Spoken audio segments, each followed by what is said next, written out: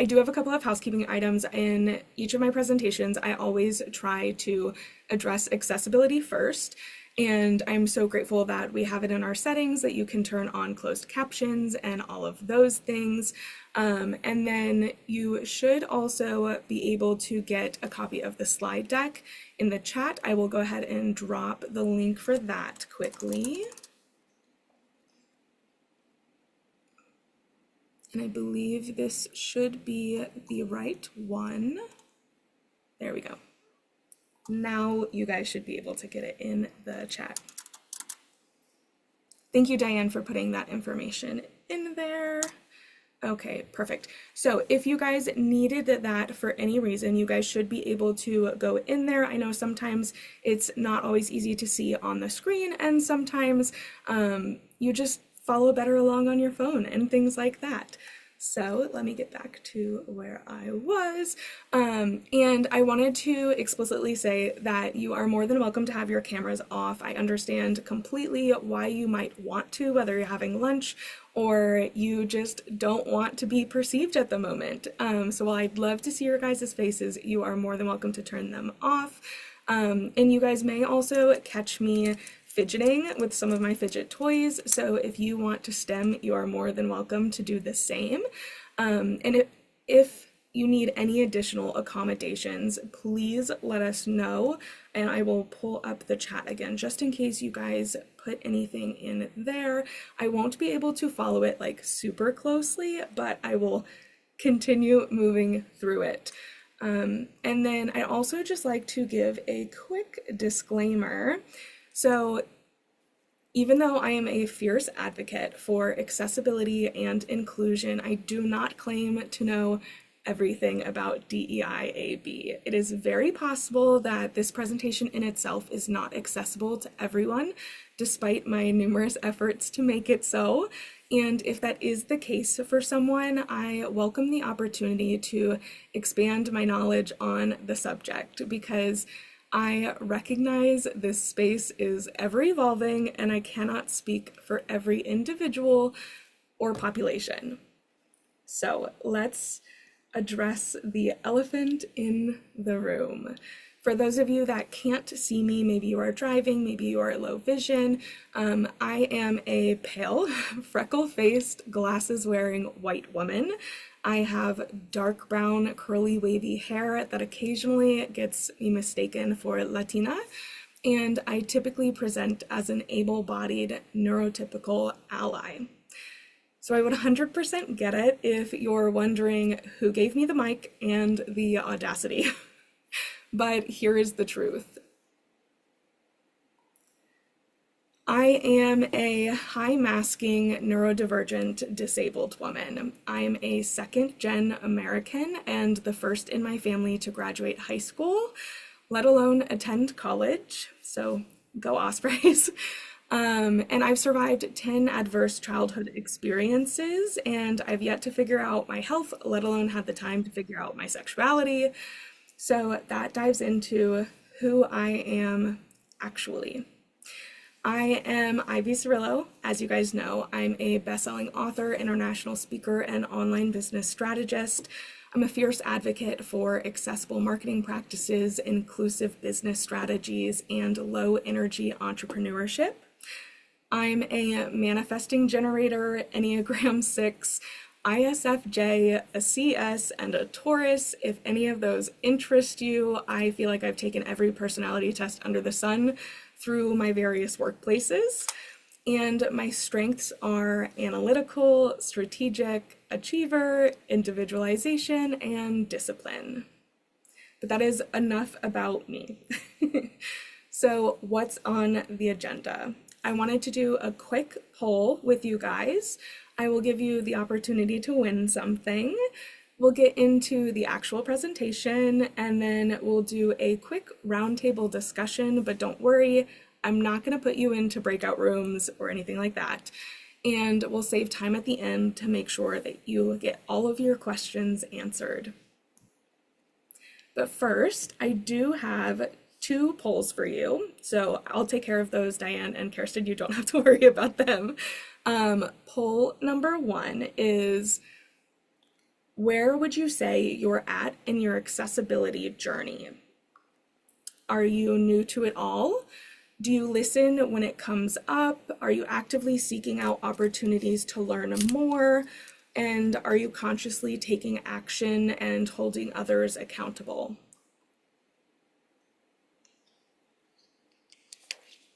And if none of the options feel right to you, I encourage you to post something in the chat. And then I will show you guys what poll number 2 is, since it should be one following right after the other. What scares you most when it comes to accessibility? Getting it wrong, not knowing enough, having uncomfortable conversations, navigating the laws and regulations. Awesome. I love that you guys are filling it out. So it looks like about 28 of 35 individuals have participated already. I will give it a little bit longer and take some more water.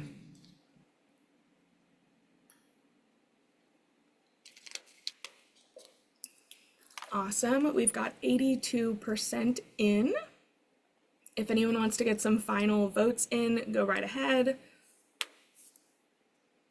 Otherwise, I'm going to end the poll and share the results. Awesome. So where would you say you're at in your accessibility journey? It looks like a majority of you are seeking out opportunities to learn more. I also love that 7% of you said you're new to it all because you're here. That's a good sign. You listen when it comes up, great. And some of you feel comfortable taking action and holding others accountable, love that. And then what scares you the most when it comes to accessibility? Getting it wrong, it's gonna happen and it's okay, and we'll talk about it. Not knowing enough, I completely understand that. Uncomfortable conversations can 100% be hard, and navigating the laws and regulations. I do have some tips, tools, resources, all of the things that should hopefully help you with those ones. I am not a lawyer. I intended on going to law school and I didn't. So I don't have all of them memorized or anything like that, but there are some resources that do make it way easier to have an idea of what you're using and doing and what you should be following. Perfect. And then, as I mentioned earlier, if you want to share a comment or question anonymously, and if I meant to say that earlier, if you wanted to share a comment or question anonymously, you can send them directly to Kirsten, and she'll make sure to put it anonymously in the chat. But earlier I did mention that you will have a chance to win something, and if you guys take out your phone and find the print screen button on your laptop or your device and make a quick post on LinkedIn to let people know that you're participating in this session, and make sure to tag me and United Way Next at some point during this presentation. I'll choose one person to win $50 in Ivy credit. And that is good towards my digital products, my services, and my memberships, which I'm happy to dive into later. It does not include my physical products like my book or my stickers or my magnets, any of that stuff, but all of the digital stuff, my memberships, all of that, you would be able to use it towards. So Ivy, just for some of us who might have some technological challenges, how can we find the print screen button on our devices? Yeah, absolutely. On my laptop, one of those buttons on a Lenovo is actually down at the bottom on the right-hand side between Alt and Control. It just says PRTSC.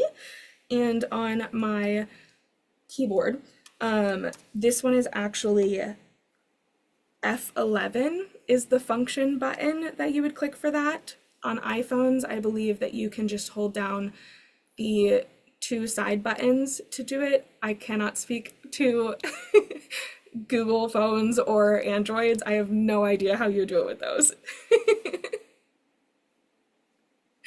And again, you could do it at any point during the call as well. So let's talk about you. Leading up to my presentation, I asked you guys the one thing that would make events more accessible to you. Some of you answered on LinkedIn, some in groups, some elsewhere, and there were so many good replies, but one really stuck to me. A simple reminder that accessibility goes so far beyond, can a wheelchair get in the door? Because oftentimes events only offer two standard accommodations: saving a spot for a wheelchair user and providing a vegetarian or allergy-friendly meal. When we think of accommodations, that is what comes to mind, and it makes sense, but there's so much more that can be done. And while we could talk about this for hours, last week I also asked you guys which topic you're most interested in hearing about during this session. So I did try to change it up a little bit to kind of focus on how you voted. Accessible slides was 25%, physical accessibility was 0, which kind of makes sense. Accommodation requests, 50%. And then miscellaneous, like timing, communication, and things like that, was 25%. So I will kind of navigate through the presentation based on those numbers, but you are more than welcome to ask additional questions, ask me to dive deeper into things in the Q&A at the end. But before we get into them, here's a couple of reminders. Roughly 1 in 4 adults live with a disability. People with disabilities represent the single largest minority group in the United States. And something that I don't know that everyone recognizes is that you can become a part of that minority group at any time. Whether temporarily or permanently, it can happen at any time. And then 20% of the global population identifies as neurodivergent. If that term is new for you, that is basically an umbrella term for anyone whose brain works a little bit differently. It could be that you are dyslexic, ADHD, autistic. There's truly a whole scope. And less than 4% of individuals formally disclosed if they have invisible illnesses, disabilities, neurodivergencies, any of those things to their employers. And that's really important here because more than 8 in 10 disabled and neurodivergent employees report that they do not feel psychologically safe disclosing their accommodation needs at work. And those needs aren't just needed in the workplace, they're needed at events, they're needed during meetings, during casual conversations, all of the things. And one of the points that I will be making is going to be in response to one of the myths or misconceptions regarding accommodations. But this is why we must design and deliver accessible presentations, events, and meetings. Especially if you consider that when you include their broader network of families, friends, and caregivers, that adults with disabilities and neurodivergence control $13 trillion in annual disposable income. I will repeat that again, $13 trillion. So imagine there's 25% of your local community that can't attend your fundraising galas or your events because they're inaccessible, or they can't pay attention or even get your content or marketing materials because they're inaccessible. I would love to know how that makes you feel. So drop an emoji in the chat thinking about how you might be unintentionally impacting your community or even your business, your target audience, your potential donors, the community members that might be served by your agencies. Yeah. I'm seeing a lot of sad faces, some shocked faces too. I think when a lot of people hear that fact, it is mostly shock. So where do we start? In the wise words of Elise Myers, great question. I would love to tell you. So, we cannot assume that our audience feels safe disclosing their disabilities, let alone requesting accommodations from us. Instead, we should be designing with accessibility in mind. And in some circles and industries like architecture and things like that, it's called universal design, and there's a lot of principles that you might follow. But in some, it's really just making the decision and the conscious effort to make sure the people that you are going to be impacting with your decisions get a voice and a seat at the table. So that sounds great, right? But what does it actually mean? How do you actually do it? So if you're hosting a virtual event, it might mean making sure your registration forms and your video platforms can be used with assistive technology, providing the materials in different formats for visual, auditory, and tactile learners, allowing attendees access to closed captions, transcripts, and slide decks, and not requiring individuals to turn on their cameras or participate without warning. If you're hosting an in-person event, it might mean ensuring the entire location can be accessed by individuals with mobility devices. It's not enough to know that there is a ramp leading into the door and the doorway fits a wheelchair. There have been instances where wheelchair users are still led to broken lifts and told that they can use the stairs, or walkways are not paved, they are gravel. I have witnessed somebody that uses a wheelchair, and I am an obligatory wheelchair user myself. Sometimes I do use them, where bathrooms are not accessible. There has been a time where I had to stand outside the bathroom and tell people that no one can come in because her wheelchair couldn't actually fit into a stall. She needed the entire bathroom to herself. And that should not be how your members, your customers, your donors, the people you serve feel at your events. You should consider table heights, buffets, and seating for people in wheelchairs or those that have short stature. You should remember that neurodivergent friendly and low sensory events address more than loud sounds and bright lights. For some people, it's personal space, it's the room temperature, it's having a space that they can lie down, it's being able to fidget when they need to, and managing real concerns about masking, air purifiers, and social distancing because individuals like myself are still at risk.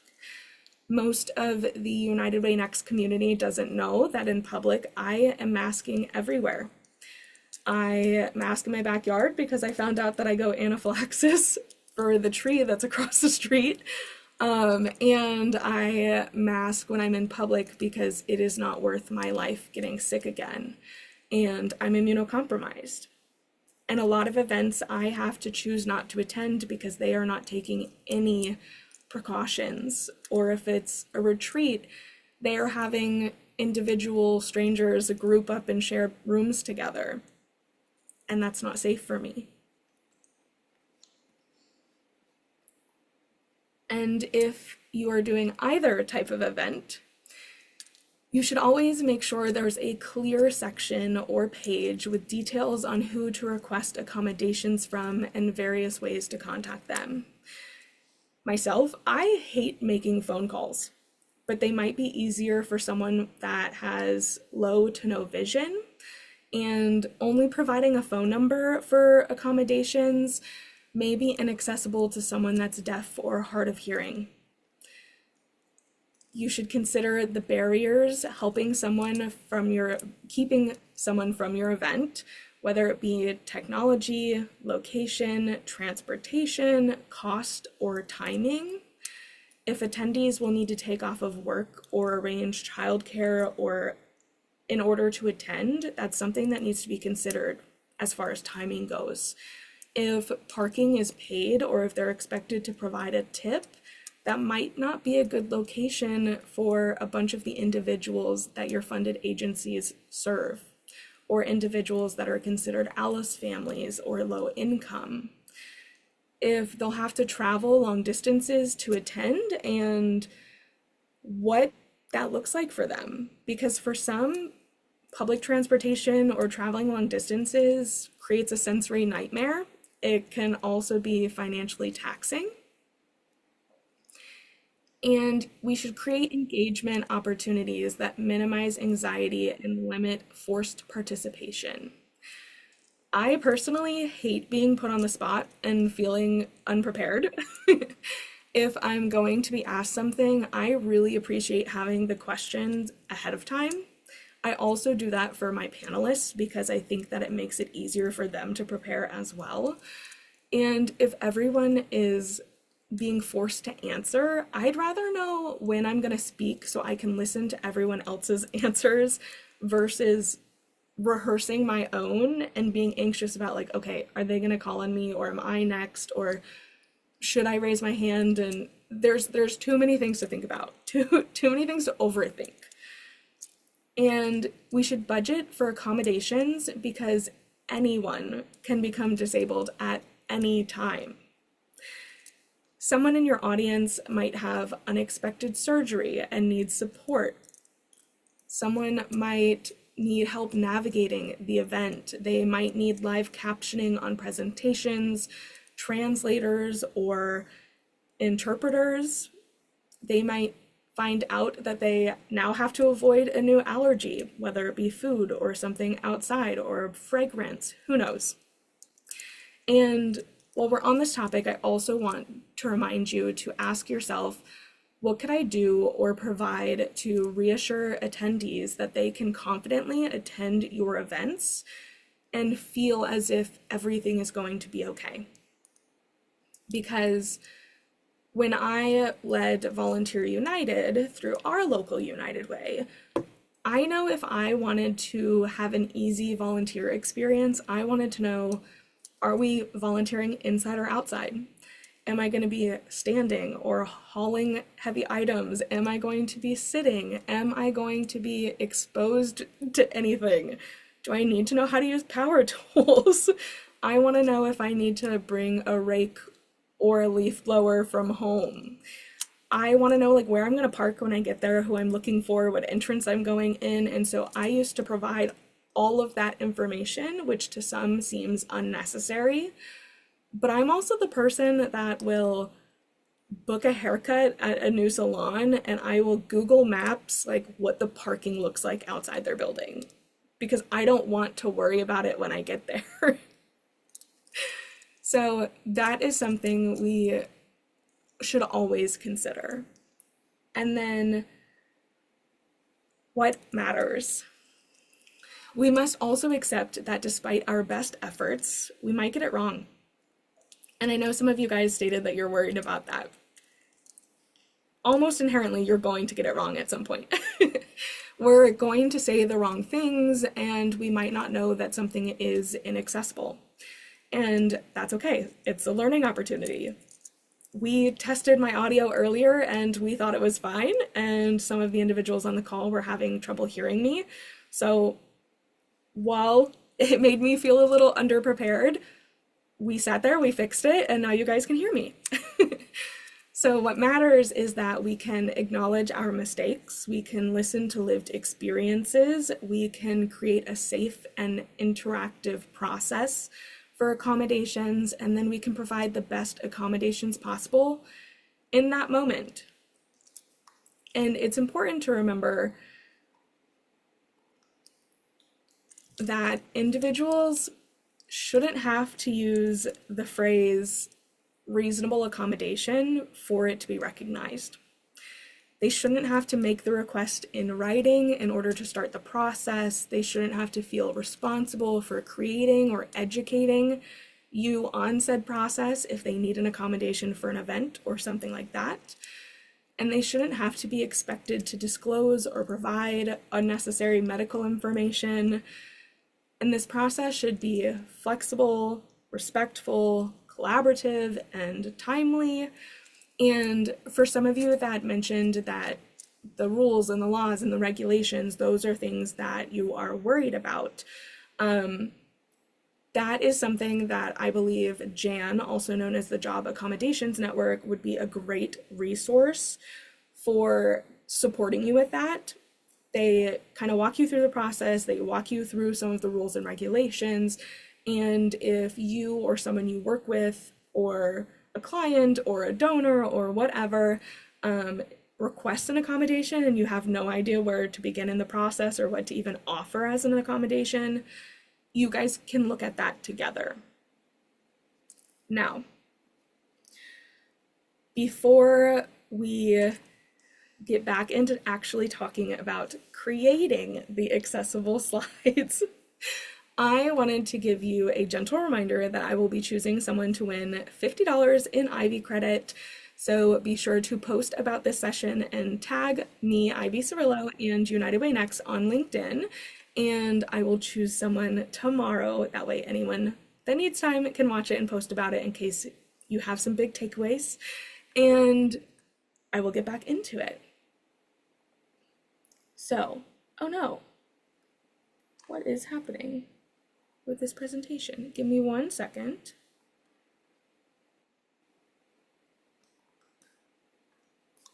Okay, we might have to do a slight pivot because I don't want to have to fix this and then give you guys the other one in this moment. I want to keep it going and make sure we still got time for the roundtable and the discussions and all of the things.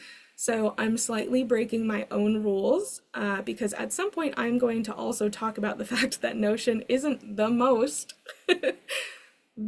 most accessible. I am going to have to go into my Notion notes real quick. So I will just pull those up and share those with you. And then I will make sure that you guys also have the link for that as well. And I will make sure part of the reason that I don't love it and don't find it accessible is just because you have to make the text really big in order for people to read it. And I want to make sure you guys can read it. So crisis averted. This is why I have backup plans. Okay. Apologies for me scrolling real quick. Okay, we were at accessible presentations. So we want our audience to feel a sense of belonging. We want them to feel included and to prioritize. And while it is always great to remember that we should be looking around to ask who doesn't have a seat at the table and then inviting those individuals to the table and to the discussion, that it still needs to be accessible when they get to the table. So when it comes to designing your actual presentation materials, you'll want to familiarize yourself with the Web Content Accessibility Guidelines. And really, these are the gold standard when it comes to compliance, and we are currently on WCAG 2.2. I will make sure you guys have the links on like where to find those, but what I would recommend is there are a couple of courses through the ADA centers throughout the US. I'm not sure if there's courses outside of the country, and then I do know the Rocky Mountain ADA Center does offer their courses in other languages, but I still don't know if there's like regulations and things like that for out of the country. So they are the gold standard. And when I was getting ready to take care of this presentation, I obviously had done a bunch of work in Notion, but I originally moved my presentation back into Canva or PowerPoint because I wanted to make sure that it was as accessible as possible. Obviously, there was a technical difficulty and it didn't stay there, but there are a lot of reasons for why I initially made that choice. And part of it is because while Notion does allow you to add alt text to images, and obviously you can see I adjusted the width, I changed the size of my screen, all of the things. Sometimes the text can still be too small. the contrast ratio can still be too high. On my presentation deck, it's actually not a white background, it's a cream, because that makes it a little bit easier on the eyes. And instead of black text, I used a dark gray, same reason for the eyes. And sometimes, and I feel bad if this is happening, sometimes scrolling in front of you guys can make people sick or give them motion sickness, and like, I don't want to do that to you guys. And then if you are looking for options for where to be putting your presentations, I always recommend Canva, PowerPoint, and Google Slides, thinking that those are the big three, because they do offer the flexibility to manually adjust text fonts, colors, sizes, as well as background colors. As I mentioned, mine is cream. Plus, they have other native accessibility features too, which I know that Diane actually asked before we hopped on this call. And that is one of my favorite features in PowerPoint especially. But since only 25% of the audience was most interested in this topic, and tell me if I'm wrong, I will try to give you the light version of an actual accessible presentation, like the design part of it. So photos should not only be diverse, meaning different genders, different skin colors, different ages depicted, different visible and invisible disabilities, but they should be accessible as well. So when it comes to photos, GIFs, memes, you should always use alt text. A lot of people don't know that you can actually add it to those other things and not just photos, but you can. And if they don't add anything to the presentation, you do not have to add the alt text. You can instead mark it as decorative. And typically you want to avoid the use of images, the use of text-based images in order to convey information, or text layered over images, because it can be difficult to read, but also it's not always possible for assistive technology to understand, depict, and translate what that is. And so I've seen a lot of presentations come through where they have screen grabbed something off of another website and put that on because it's a great chart or a great table, but that doesn't get read. And if somebody is using assistive technology to listen to everything on the screen because they can't see it visually, it might just identify like photo and give them no other context. So, Ivy, just a quick question. Can you describe for everybody what alt text is? Yeah. So, alt text, in addition to assistive technology, it is basically an image description that you can add in behind photos. In a lot of website platforms, even social media, when you upload a photo, you can add alt text. A lot of it lives in like advanced settings where you would be able to add in all of those details. And for instance, if I was showing my screen and it was just a photo of me, my image description, you could look at examples on my LinkedIn, but it would just be like Ivy sitting in front of her bookshelf. She's a white female wearing glasses and has dark hair, and there's like tchotchkes on the shelf, and she has a blue curtain behind her. Like, that would give the description. But also, if the image is sent through search engines, those are keywords that might pull up that photo in the future. If you are sending, a really good example is if your organization has a lot of spam filters on their emails, it usually asks if you want to download the images, and it like blocks them immediately.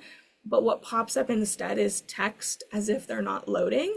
And it's usually a description of what the image is if they put in alt text. So it's also helpful if the image isn't loading for some reason too. Great. And Denisa has a question. Can you do that in Canva presentations? Yes, you can. So I believe I'm going to touch on that, but let me make sure that I don't close out of the chat again. Yes, They do allow you accessibility features in Canva, and I did confirm, because I wanted to triple check this morning, that Canva, Google Slides, and PowerPoint all allow you to put in alt text. Even Notion allows you to put in alt text. I don't think I have any photos in my notes or anything like that, but they do allow it. And Canva also, we haven't got there yet, but Canva also checks text contrast, and I think hyperlinks as far as accessibility goes as well.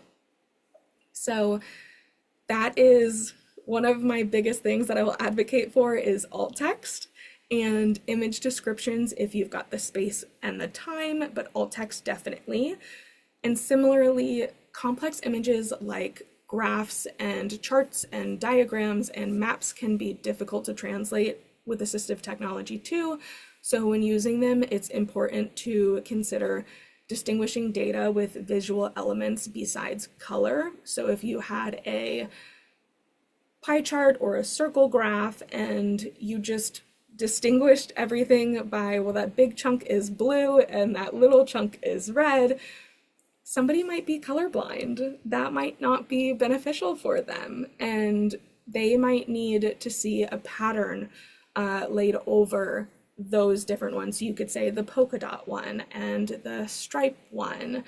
And if you are including text to represent the data, you usually want to make sure that it's sitting next to it as well. Okay, I see some good questions. Yes, I will answer those. And yes, all of the normal native social media platforms do offer alt text on images. Some even on like GIFs and stuff like that. So I will touch base on that in a second. And then you'll want to avoid the use of tables or creating a simple table structure for data only with specific column headers. Some assistive technology can get really confused if you have it try to read you an Excel sheet or a spreadsheet or anything else that looks really, really pretty but comes across technically confusing. And then because I don't really talk socials in the presentation, I can answer that really quickly for you. Social media post that is viewable to those who need it, but not always there, so it doesn't distract those who don't need them. Yes. Trying to use less text in a world where people have such short attention spans. Yeah. So completely agree. For alt text, it doesn't pop up in the captions.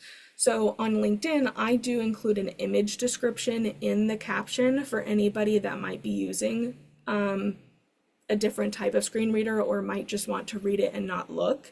But alt text sits behind the scenes and just comes up if someone needs it. And I know like on Threads, if an image pops up, you can click on the alt text button to read what someone else has written for alt text, but you don't have to always see it, not unless you click on the button. So image descriptions are really the only area where it would like be seen publicly at all times and you can't really get rid of it. But alt text sits behind the scenes. So like I think it was Natalie mentioned, if you right click on photos in most programs, I think in all three, Canva, Google Slides, and PowerPoint, you would be able to open like the alt text option. Yep, and the settings do look a little bit different if you're using the native like Instagram app, Threads, or Facebook versus Meta Business Suite.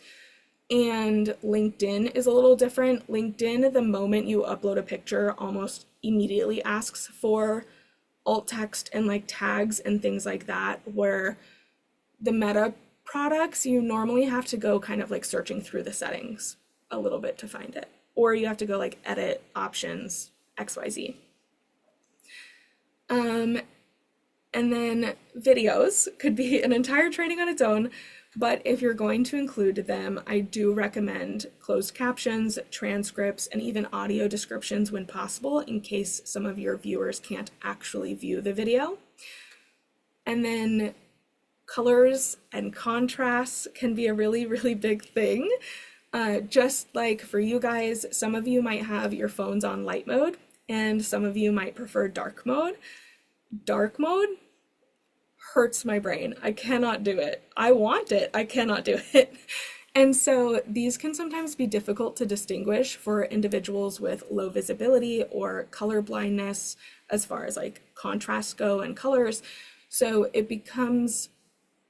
it's recommended when you're following the WCAG 2.2 guidelines that you sit within certain ratios depending on which regulations or guidelines you're trying to meet, because there's A, AA, and AAA. I usually try to follow double to triple, and my favorite resource for this is WebAIM's color contrast checker. And I try to avoid ratios over 13:1, just for me because it hurts my head, but also because I know that it can cause potential eye strain for others and migraines, which I spell wrong, and dizziness and things like that. So that is something to consider. That's why if you're on our United Way Next website, you might notice that the light colored text on top of the dark blue color that we use is usually a cream instead of a white, so that it sits under that 4:1 ratio or 14:1 ratio, 13:1 ratio, things like that. And then there are so many things that they suggest for text. I will try to keep it short. Make sure your text is large enough for anyone to read. Increase readability by using a sans serif font. Stay away from large blocks of text, especially for individuals with ADHD or dyslexia, things like that. Avoid justified text alignment. The weird spacing and different sizes of spacing can be hard to digest. And limit the use of all caps. I know that you want to yell into the void that is the internet or on a presentation or something like that, but some assistive technology does read all caps like an abbreviation, and they read it individually by letter. So also don't all caps your websites. And if your presentation includes hyperlinks, there are a couple of rules you also want to follow. So here's some examples of how to use them and how not to use them. Accessible hypertext links that tell you exactly what you're looking for and where to find it, accessible. The ones that are going to be printed out, it makes sense if you want to include the exact what you're looking for text with, in parentheses, what they could actually type in if they had the printed resource. Inaccessible would be, A, it's in all caps, it just says click here. You have no idea what you're clicking, what you're looking for, if it's even the link you are trying to get. You also don't want all of your links to say the same thing. And then access the W3C recommendations at blank. They listed the whole hyperlink out. So again, if you're somebody that's using assistive technology, they are going to read every letter, every symbol of that link out loud. And then if you are doing all of that, you are paying attention to it all. No worries, Paul. Thanks for joining us. The three that I recommended, the Canva, PowerPoint, and Google Slides, you would be able to triple check your work with the native accessibility review checkers on there. So I did include, and you guys will have it when I get you the link to the correct PowerPoint presentation, where to go to find each of those settings so that you can do it. Your advice regarding hyperlinks also helps from a cybersecurity perspective. Yeah, it does. And then one important thing to remember is that not all native accessibility checkers have the same abilities. I had shared this with Diane earlier. PowerPoint is more robust, but sometimes it's inaccessible due to a price point. I have the luxury of having Canva Pro and PowerPoint, so typically I will design in Canva, run their accessibility checker, and then take it and present in PowerPoint after running their accessibility checker, because then it just feels like I've touched all the bases.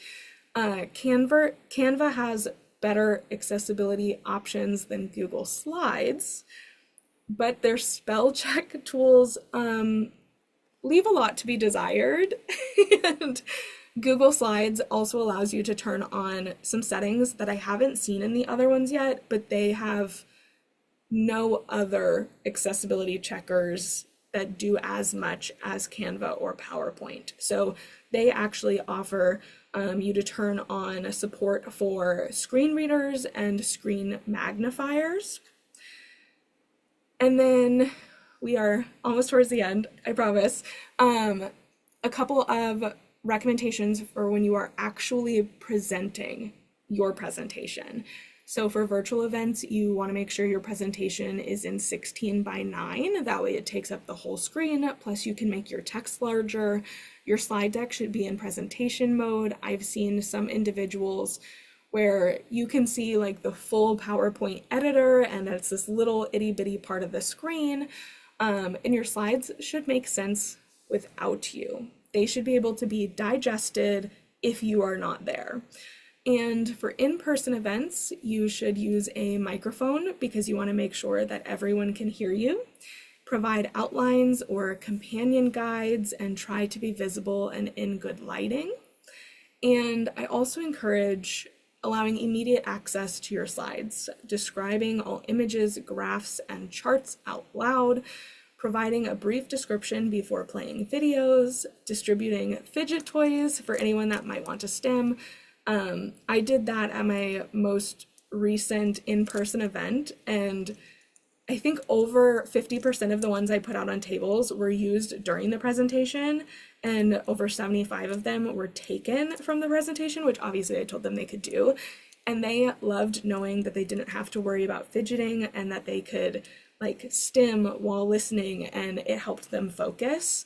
And make sure your registration forms address accessibility. So any of you that registered for this event, you were probably asked, are there any accommodations that you need? And if there's anything else in the, I think for some, it's just in the description.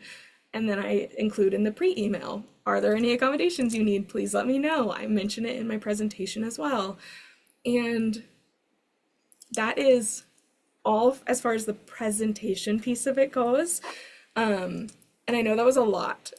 And thank you for bearing with me with all of the technical difficulties. So I will just do a quick recap before we jump into roundtable discussions, and then I will make sure that there is time in the Q&A because this is a 75-minute session. If you do have questions and you have to hop off before the top of the hour, feel free to drop them in the chat. I'll answer them in the recording. Just a couple of things. Accessibility benefits everyone.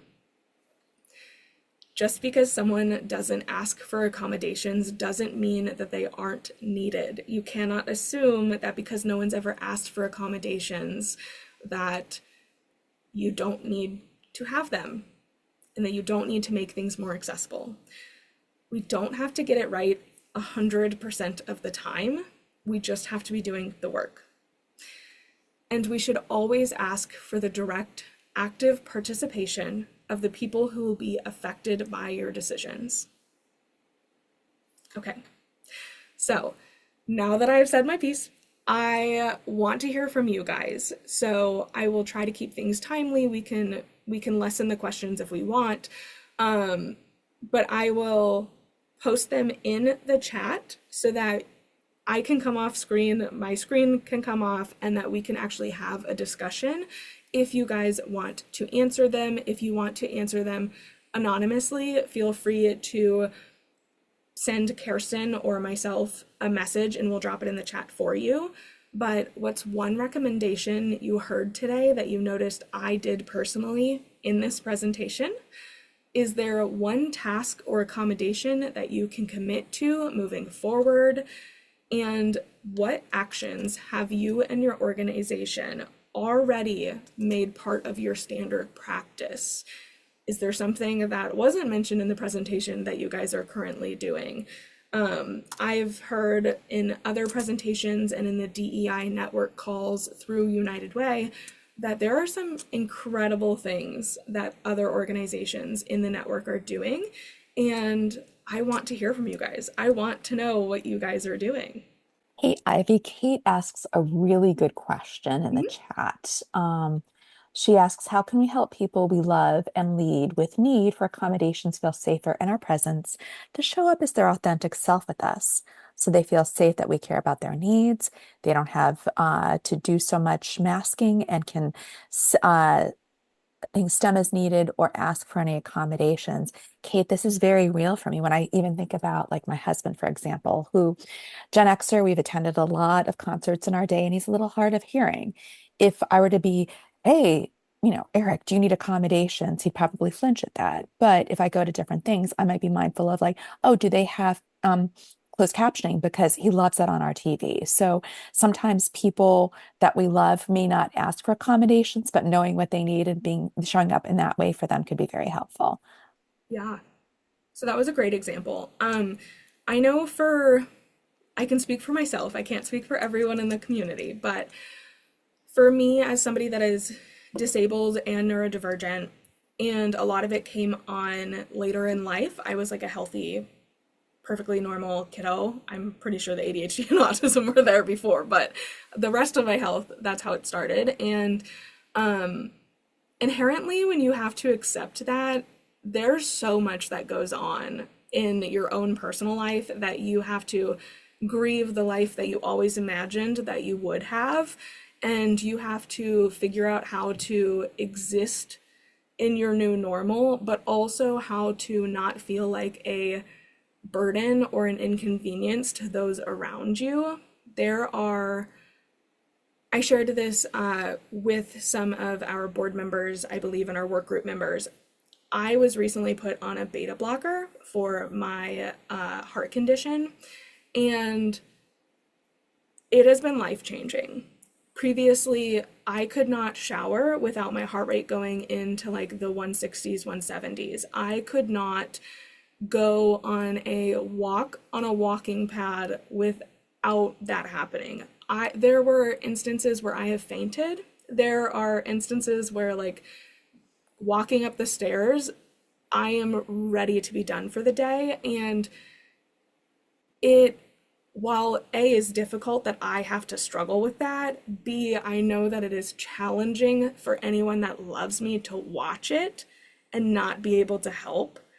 And C, I don't want to ask them for help because I already feel like you are getting 100% of me, but my 100% is not someone else's.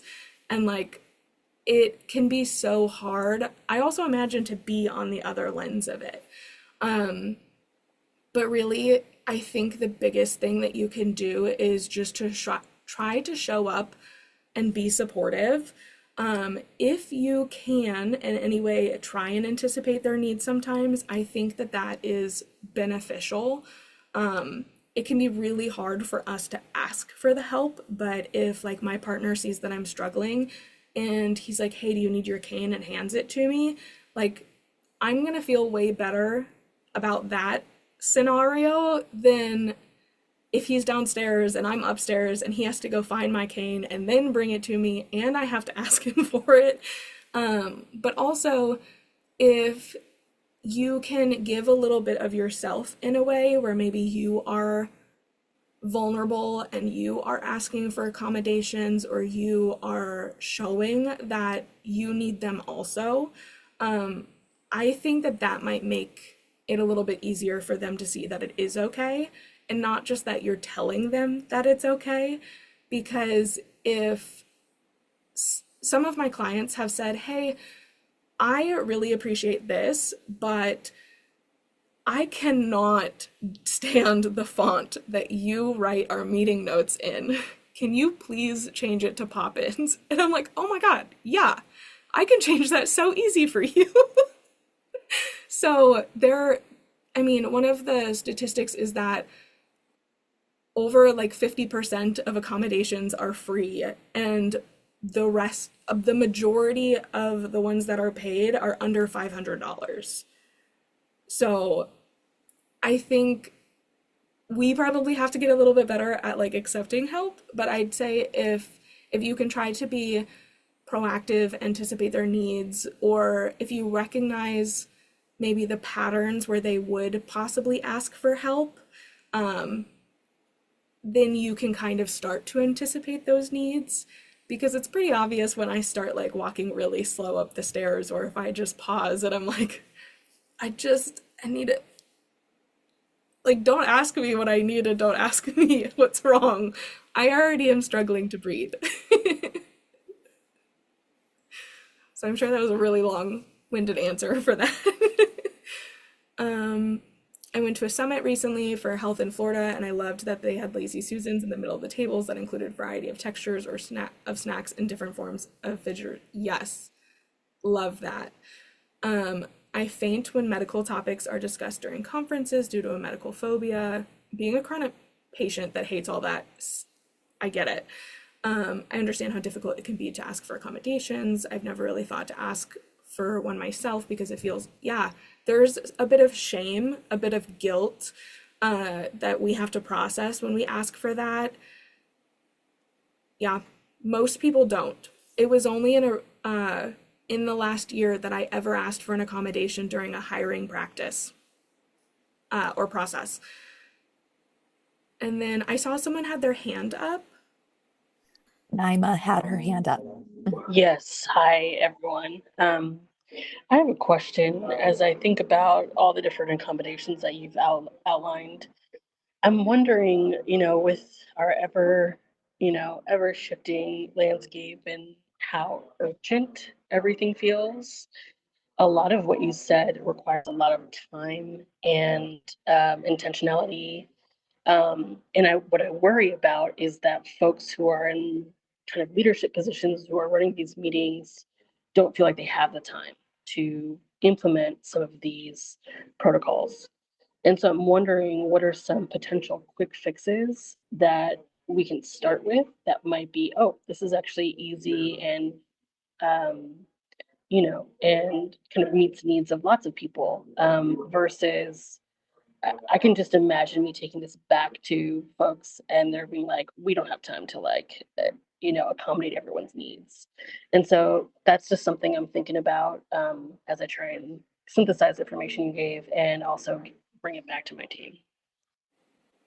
Yeah, that is a great question. And I will try to find some good resources to include in the follow-up email with the recording that might help present it a little bit easier for leadership and things like that, but also for those of you that are using them and want to be doing this work.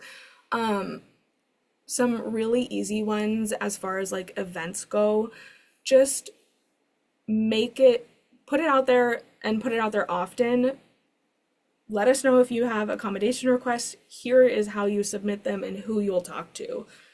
And by doing that, it already is telling people, okay, I might not feel comfortable telling them that I need accommodations, but it sounds like they're willing to make accommodations, and that kind of helps a little bit.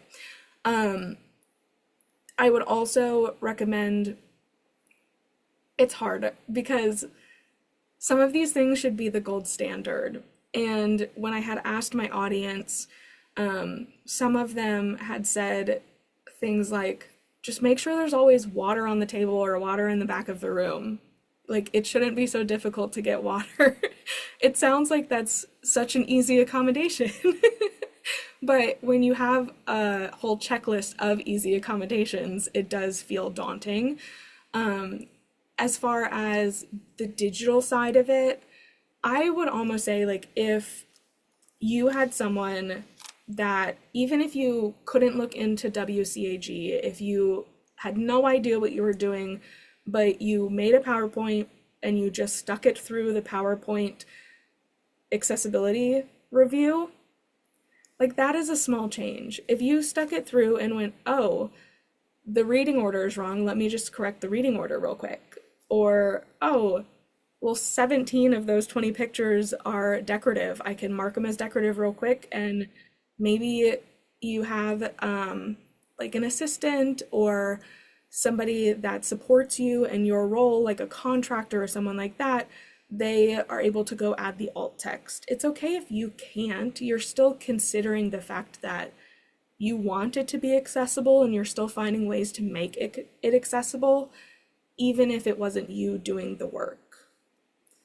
And I would just continue thinking of it as a collaboration, just knowing like if your team cares about things being accessible, if that is a part of your commitment to your community or your clients or your donors or the individuals you serve, then it's the team's responsibility and not just whoever's presenting or whoever's holding the meeting or like organizing the event, if that makes sense. At that point, it would be a team effort.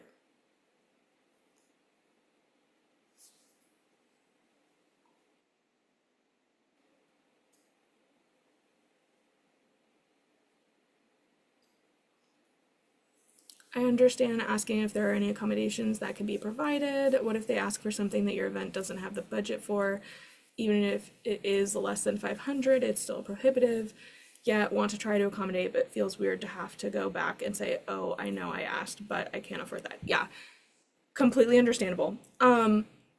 So that's why I would recommend like what I always think of is design with accessibility in mind, because if you know upfront that you put a line item in the budget for a translator or an interpreter and no one says that they need one and it's never actually requested, ideally you save that $500 or whatever it was that you were going to spend.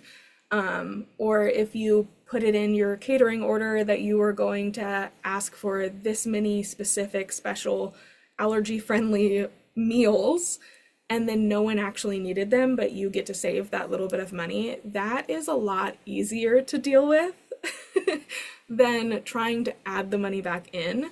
In my experience, I have yet to be asked for an accommodation that I actually had to find money for, or to pay for. Usually it's like, can you make that a little bit bigger? Can you speak up? Can you make sure that I get it in this format? It's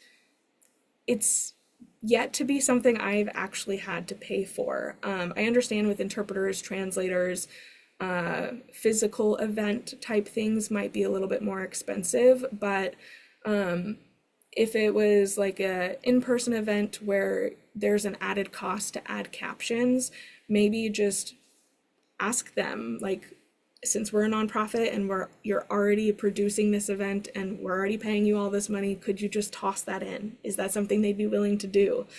There's a lot of like little ones that can be done without actually having to find the money for. But I also think, and I wish it wasn't this way, inherently, a lot of individuals like myself will self exclude. And so they will automatically assume like, oh, they probably can't do it, or this event probably won't be accessible to me. Like I won't even ask. So I don't think that people asking for accommodations go into it with like, oh yeah, they're definitely going to do this with me, and they get their hopes up and all of these things. We kind of understand while we're making the ask that it just might not be possible.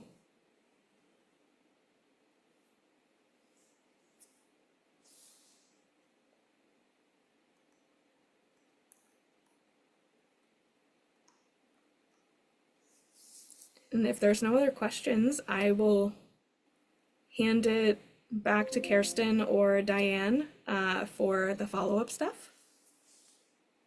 Kirsten, do you want to do the wrap up? Sure. Thank you all so much for joining us. Thank you, Ivy, for your presentation and sharing all of your insights and expertise. Thank you, Diane, for helping host us here today. And thank you everybody for joining us for this session. A special shout out again to our sponsors. Mutual of America, Front Stream, Third Sector Company, Board Build, UPIC Solutions, and GivePulse. It's with their support that we're able to host these events as well as our mentorship program. Lastly, a reminder that you'll get an event feedback survey. Hopefully you'll fill that out for us. It should take you less than 60 seconds. It helps us make sure that you're getting the most and the best experience out of these sessions. And Ivy will follow up with an email that will include the survey as well as her presentation today and any resources that she shared. Just thank you again for your time, and I hope you all have a wonderful rest of your day. Yes, thank you guys. And I did see one more question in the chat. I am happy to stay on and answer anything else you guys have. But Diane and Kirsten, I don't want to take more of your time. So if you guys don't want to stick around or don't have the time, completely understand. But to answer your question, how do we learn about the United Way DEI network? I think it was mentioned by me. Yes. So if anyone is interested in participating in that and you work, I believe it's just for the individuals that are currently working in the network at local or international United Ways. They have brought back their monthly DEI calls that practitioners of DEIAB can participate in. And I attended the one from last month, and honestly, it was a great conversation. We heard about what other local United Ways are doing, and also were able to kind of talk about what it looks like completely across the network, and just how we keep up with these efforts, or what we've slowed down on, or what transitions we're making due to changes in like laws and regulations or funding and all of the things. So I am more than happy if you send me over an email, or I will include the details in the follow-up. And if you need more from that, just let me know. But it's a great group, and they put on trainings and things like that. There's guest speakers too.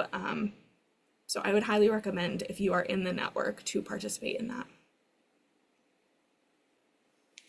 Anyone else have any final questions or anything that they wanted to share? I know we didn't actually get into the roundtable portion of things. Ivy, you've been a font of information. This has been incredibly useful. Thank you.